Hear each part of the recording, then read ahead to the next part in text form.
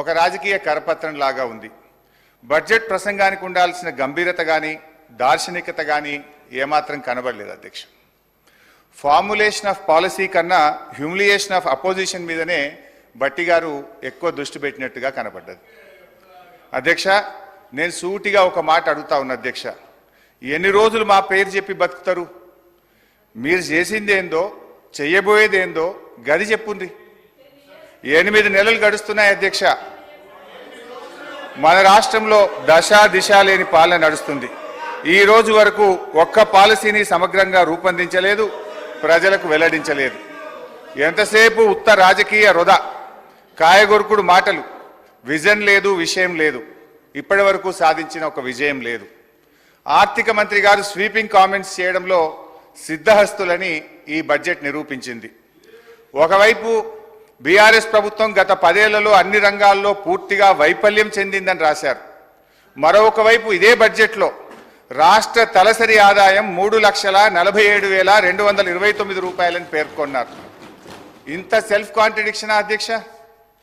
ఇంత కన్ఫ్యూజనా అధ్యక్ష? ఇంత కుట్రనా అని నేను అడుగుతా ఉన్నా. ఎందుకంటే 2014లో మా ప్రభుత్వం అధికారం చేపట్టినప్పుడు తెలంగాణ రాష్ట్రం దేశ తలసరి ఆదాయంలో మనం కంపేర్ చేసినప్పుడు, ఇతర రాష్ట్రాలతో కంపేర్ చేసినప్పుడు మనం 11వ స్థానంలో ఉన్నాం. కానీ మా 10 ఏళ్ల పాలన ఫలితం ఈరోజు గోవా, సిక్కిం లాంటి చిన్న రాష్ట్రాలు మినహాయిస్తే తలసరి ఆదాయంలో తెలంగాణ రాష్ట్రం దేశంలోనే నంబర్ 1గా నిలపడం జరిగింది. అధ్యక్ష, నేను అడుగుతా ఉన్న భట్టి గారిని, తలసరి ఆదాయం ఇంత గొప్పగా పెరిగిందంటే 10 ఏళ్ల మా పాలన ఫలితమా, 8 నెలల మీ పరిపాలనలో పెరిగిందా? దయచేసి చెప్పాలని చెప్పి నేను కోరుతా ఉన్నా.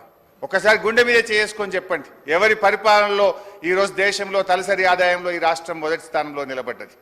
అధ్యక్ష, 4.5 లక్షలు లేని జిఎస్డిపిని 14.5 లక్షల పైకి తీసుకుపోయింది మా బీఆర్ఎస్ పాలననా, మీ 8 నెలల కాంగ్రెస్ పాలననా అని నేను అడుగుతా ఉన్నాను అధ్యక్ష.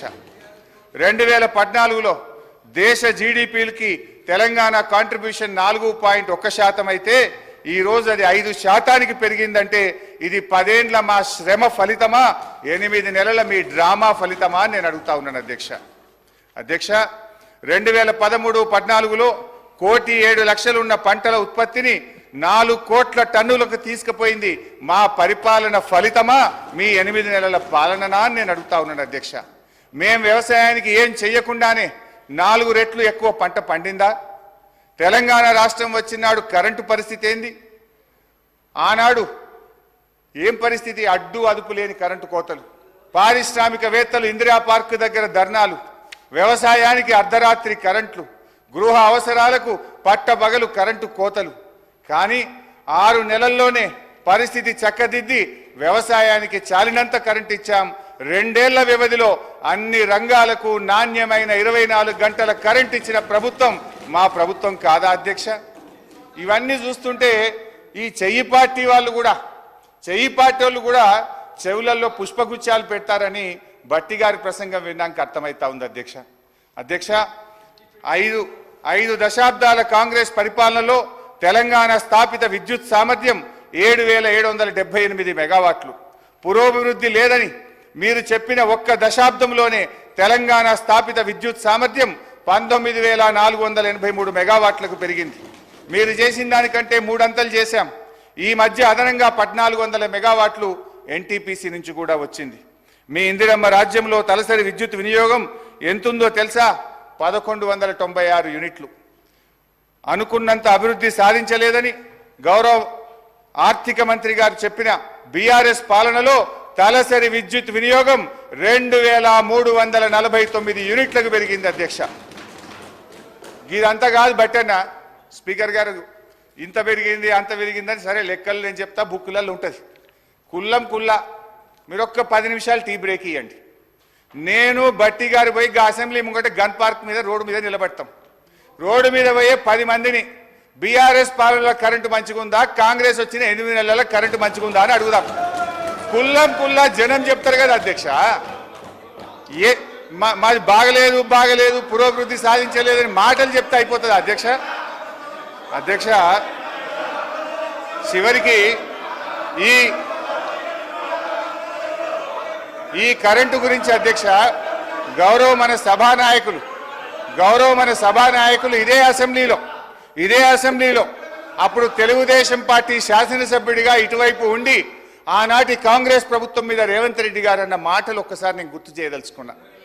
ఆనాటి కాంగ్రెస్ పాలనలో తన తండ్రి గారు చనిపోతే ఊర్లో దహన సంస్కారాలు చేసిన తర్వాత కరెంటు లేకపోతే గంటల సేపు ఎదురు చూసి కరెంటు లేక నీళ్లు లేక నెత్తి మీద నీళ్లు చల్లుకొని ఇంటికాడికి పోయినా అని రేవంత్ రెడ్డి గారు ఆనాటి కాంగ్రెస్ పాలనలో కరెంటు పరిస్థితి గురించి ఇదే సభలో చెప్పారు అధ్యక్ష. ఇవాళ పరిస్థితి ఏడికి వచ్చిందంటే చివరికి గౌరవ మంత్రులు ముఖ్యమంత్రి గారు ఎక్కడన్నా మీటింగులు పెట్టుకుంటే జనరల్ గా పోలీసు వాళ్ళు భద్రత కోసం వెళ్తారు అధ్యక్ష. మీటింగ్లకు పోలీసు వాళ్ళు పోయి భద్రత కోసం వాళ్ళు నిలబడితే అధ్యక్ష ఈ రోజు కరెంటోళ్ళు పోయి మాత్రం నిలబడుతున్నారు అధ్యక్ష. పోలీసు వాళ్ళతో పాటు ఏడ మంత్రి గారి మీటింగ్ ఉన్నా ముఖ్యమంత్రి గారి మీటింగ్ ఉన్నా కరెంట్ వాళ్ళు జనరేటర్లు పట్టుకొని మాత్రం ఉంటున్నారు అధ్యక్ష. ఆ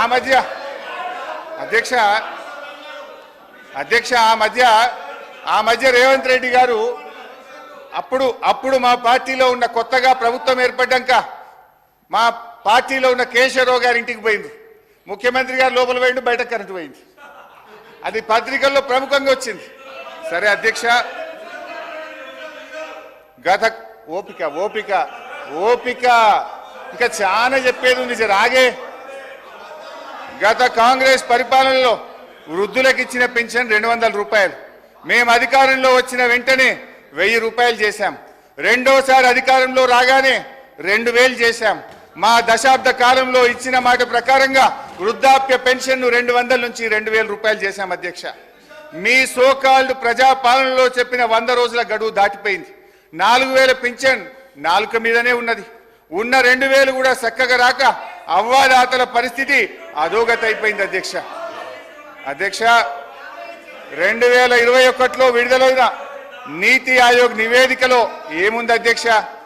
Telangana is the 7th largest state in terms of GSDP and has clocked a CAGR of more than 11% since 2015-16. It is one of the fastest growing states in the country. The state's economy has grown at an average annual rate of more than 9% since its formation, which is significantly higher than the growth rate it had attained before its formation as a separate state. Telangana రాష్ట్రం ఏర్పడ్డ తర్వాత ఆర్థికంగా వేగంగా అభివృద్ధిని సాధించిందని నీతి ఆయోగ్ కుండబద్దలు కొట్టినట్టు చెప్పినా అనుకున్నంత పురోభివృద్ధి సాధించలేదనే ప్రచారాన్ని ఏమనాలి అధ్యక్ష? వీళ్ళ ముందు గోబల్స్ కూడా పనికిరారు. ఇది గోబల్స్ ప్రచారం కాకపోతే ఏంది అధ్యక్ష? ఆర్థిక మంత్రి గారు వాక్కురిచ్చిన పురోగతి లేని దశాబ్ద కాలములో మన కేంద్ర ప్రభుత్వం ఇచ్చిన అవార్డులు తెలంగాణ పల్లెలకు టాప్ 20